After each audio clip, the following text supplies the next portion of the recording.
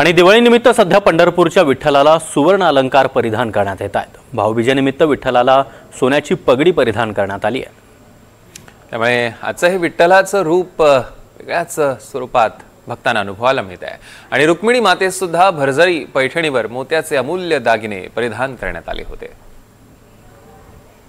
तर विठ्ठल रुक्मिणी मातेचं भाऊबीजेनिमित्त दिसणार हे विलोभनीय आणि तितकंच मनमोहक असं रूप आपण NDTV मराठीच्या स्क्रीनवर पाहताय। भाऊबीजेनिमित्त विठ्ठलाला अशा प्रकारे सोन्याची पगडी परिधान करण्यात आलेली आहे। तर रुक्मिणी मातेला देखील भरजरी पैठणी नेसवण्यात आली आणि या पैठणीवर मोत्याचे अमूल्य असे दागिने आहेत।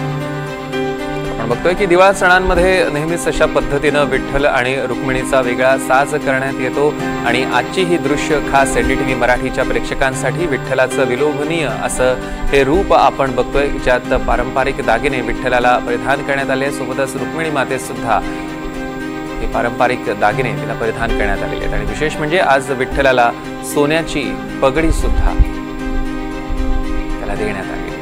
अतिशय सुंदर असं हे विठ्ठलाचं रूप NDTV मराठीच्या स्क्रीनवर।